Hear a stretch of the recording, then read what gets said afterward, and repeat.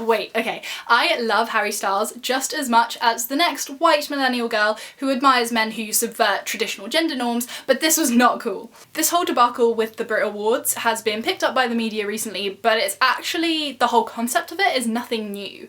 There's plenty of other cases in the world where something has been designed for men and then rolled out for women as well, kind of assuming that women are just tiny men, but they're not. Hey, hello and welcome to the Green Stocking Society. Here we dive into sustainability, feminism, and just generally being kind to people and planet. I'm Shara, I'm a philosophy grad, and I also work in sustainable fashion. So today we're talking about a story that's recently been in the news where the Brit Awards have had, for the second year running, a gender-neutral Best Artist categories. So they don't distinguish between Best Male Artist and Best Female Artist. It's supposed to be more sort of inclusive and also to account for the fact that we are, as a society, more moving towards considering gender as more fluid. On the basis of it, cool, great, except for the fact that of the 5 nominees this year, they were all men. Well, some people might say that, okay, you're opening up the category to anyone and everyone, and so one year it might be that all the nominees are men, and another year it might be that all the nominees are women, and like, naturally it will balance out. Well, hold your horses there, because actually, of the 71 artists that actually qualified to be nominated, only 13 of those were actually women or non-binary. If you want me to do another separate video all about the music industry and how women and non-binary people are treated in there, then do leave that in the comments below and I will consider it for future videos. I'm sure that that's a whole wormhole onto itself, so we won't digress here. So what I want to talk about is that this thing with the Brit Awards is not actually out of character with any of the sort of everyday experiences that women have. And spoiler alert, a lot of these are way more serious and have way more harmful consequences. So maybe we should be talking about those and talking a little bit less about the Brit Awards. Have you ever heard that riddle that goes, a father and son are in a car crash, they're both badly injured, they get taken to separate hospitals. When the surgeon comes in to operate on the young boy, the surgeon says, "Oh no, I can't operate on this boy, he's my son." How could that possibly be? Well, the answer is that surgeons are not by default male. This general vibe is actually everywhere. The idea that human equals male unless stated otherwise. Some people make the argument that we don't need feminism anymore because women have access to all the stuff that men have, women can do all the stuff that men can do. I mean, they can become doctors and they can become lawyers, right? So like, we're all even, it's fine. That's not actually the case, and it's quite harmful because of the gaps that do still exist. So this is wrong because there are actually things that are causing harm to women because processes and systems have been designed by men for men, and this is causing actual injury and actual death to women. Let that sink in. Like, actual women are dying, and some people are saying we don't need feminism anymore. I highly recommend, if you want to dive deeper into this stuff, to pick up Invisible Women by Caroline Criado Perez. A lot of what I'm going to be talking about in the rest of this video is going to be drawn from her work and inspired by her work on the gender data gap. The gender data gap. The gender data gap is this idea that the majority of the data that we've collected historically about everything from medicine to economics has only actually taken men into account. This means that a lot of the time tests and research have not separated men and women or studied how things impact men versus women to see if there are any differences. This is called sex disaggregated data. Sex disaggregated data? Where sex disaggregated data does exist, it's often actually just not put into practice. So basically, we live in a world that is designed for men. I mean, is that a surprise? I mean, that might not really be a surprise, but the rest of the stuff I'm going to talk about might just kind of blow your mind in not a very good way. As a final thing to preface this, I'm going to say that I totally support the brand of feminism that acknowledges that male and female people are different. I do believe that men and women and all genders deserve the same respect and the same opportunities in the world culturally, socially. When it actually comes down to biological sex, there are things that change how a male body looks and functions and works to how a female body functions and works. And actually ignoring this and saying that male and female people are all the same, and so unisex and one size fits all is actually more progressive is just bad. First up, uniforms and personal protective equipment. On the surface of it, decisions like what the Brits did, where you announce something that is going to be gender neutral or one size fits all, are often treated as if they are progressive and inclusive, and so they're celebrated as good steps forward. In some cases that is the case, but in other cases not so much. And of course this idea also applies to professions. So women can be firefighters, they can be police officers, they can be doctors, they can be lawyers, just like men can. And where the uniform that's assigned to these jobs is just a t-shirt, there isn't really an issue. But what about when we get into the territory of like stab vests and masks and things that are supposed to keep you safe when you're doing really dangerous jobs like firefighting? In 2021, the British Medical Association published a report of a survey conducted with 7,000 UK doctors, which found that women were more likely to report that their PPE, that's personal protective equipment, did not fit them. Even before the pandemic started, 95% of women who worked in emergency services reported that their personal protective equipment actually hindered their work. In another study, women reported hearing comments like, "You look like you're playing dress up," "Did you put on your dad's clothes?" and even being compared to SpongeBob sacks of potatoes when they wore the same equipment that their male counterparts had. I mean, that says a lot about the fit. Oh, and even the ever so classy line, "Your boobs look big in that," made it into this report. If you want to check it out, it's in the description below with all of the other sources that I mentioned in the video. When the pandemic hit and masks became compulsory, increasingly a well-fitting mask could mean the difference between literal life or death. The body that regulates the production of these masks in the US actually found way back in 2010 that there are facial differences between different ethnic groups and different sexes. But fast forward 10 years, nothing had actually been done about this to ensure that everyone can have equal access to well-fitting PPE that could, save their lives. In May 2020, one study found that the mortality rate for female NHS workers aged between 16 and 44 was actually approximately twice as much as for women not working in the NHS. And of course, these masks are protecting the patients just as much as the healthcare workers. And about 70% of healthcare workers are women. So we can't even say that the majority is being protected. Beyond medicine, PPE that is designed on this one-size-fits-all model is also common in everything from construction to policing. We're talking about stab vests, harnesses, hard hats, footwear, eye protection. So men's hands, men's feet, men's eyes, men's faces, they've been taken to be the standard and then just, applied to women, kind of hoping that it'll all work out. And I mean, like, literally just a random dude's head. The thing that masks are actually modelled on and that they're tested on is this thing called the Sheffield head, which is literally the head of some guy from Sheffield.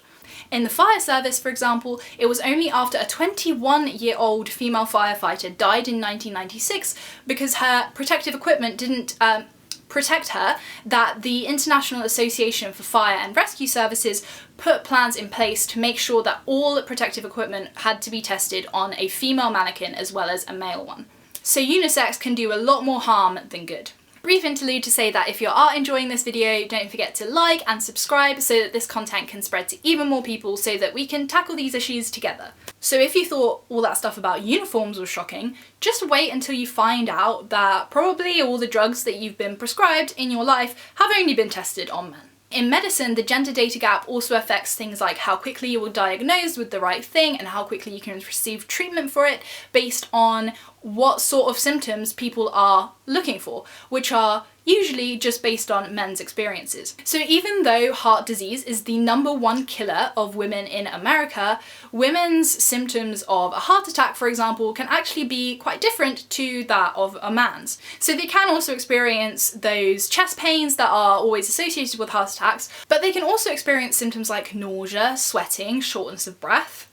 So why are women excluded from testing and research that brings this kind of thing to light? Well, in the past, the reasoning has been that women's hormones are going to affect the experiments too much, and therefore we're not going to get to the results that we're after. Since 1992, the National Institutes of Health have said that drugs now need to be tested on men as well as women, but these studies are not actually required to sex disaggregate their data. Sex disaggregated data.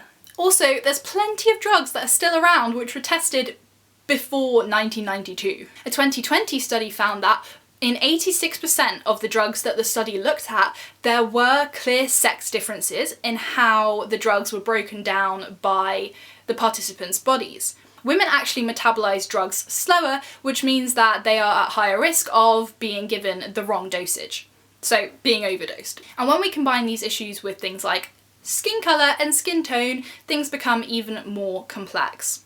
The way that certain symptoms will manifest on black or brown skin will be very different to how they look on white skin, which is what doctors are used to seeing them on in textbooks, for example. So if you're a black woman, diagnosis for a condition can take way longer than for a white man. Combine this with the fact that women's experiences of pain are often just discarded, well, we're not looking so good. And on to topic number 3, cars and car safety. So cars are actually designed to protect men much more than they are designed to protect women. This isn't car manufacturers wanting to harm women as such. It just means that when cars are tested for safety, the dummies, the crash test dummies that are used are actually just based on the average male. This means that safety features in cars are not actually tested using simulations of what it would be like if a woman was driving, or if a woman was in the passenger seat, or if she was sat in the rear seats. So these cars pass these tests, but they're not actually safe for women. If a woman is involved in a car crash, she is 17% more likely to die and 73% more likely to be injured than a man in that same car crash. This translates to about 1,300 preventable deaths and 400,000 preventable injuries in the US alone every year. It turns out that women are also more likely to become trapped in cars. Male and female bodies also suffer different types of injuries. So for example, leg injuries are 79% more common with women. So the Hybrid 350M, which is the crash test dummy that is typically used when testing the safety features of a car, is actually modelled on a 5'9", 77 kilogram, 50th percentile male, the average man. This is despite the fact that in the US, more women actually drive than men, and in the UK it's about 50-50. But even if we're not talking about drivers, women are often in the passenger seat as well. There is also a smaller version of the 50M, which is the 5M, which at first was intended to be kind of like a small woman, but it's actually just a scaled down version of a man, and women are not tiny men. New types of crash test dummies designed specifically based on the female body do exist, but they're not actually part of the regulations, so that means that car manufacturers don't have to use them. There's a model called the Thor 5F, which is based on a 5th percentile woman, so like a really tiny woman. And then there's also a dummy called Eva, which is actually an average woman. And these new crash test dummies actually have sensors all over, like in the abdomen, in the boobs, which means that when they're used, you can actually see what types of injuries women will sustain that might be different to men based on the male versus the female crash test dummies. The bit that actually really matters is the pelvis. So because of how female versus male bodies have different pelvises, pelvis? The pelvis is different in a male body versus a female body, and your seatbelt is essentially supposed to catch your pelvis if you get into an accident, but because women are constructed differently, it just glides over your pelvis, which means that you can sustain a lot more sort of abdomen injuries. But the dummy that has this female pelvis is not actually part of the regulations for testing cars at the moment, although there are actually quite a lot of people working on making these changes happen. Verity Now, which is a coalition campaigning for better car safety for women, has actually found that it would be about $1 more expensive per car to test these safety features on women and reduce, as I said, 1,300 unnecessary deaths, and that's just in the US per year. I think that that is a little bit worse than the Brits. Feel free to disagree in the comments, but I think you'd have to have a pretty strong case with how many people actually died as a result of the Brits only nominating men for Best Performer to beat this kind of stuff. Sorry.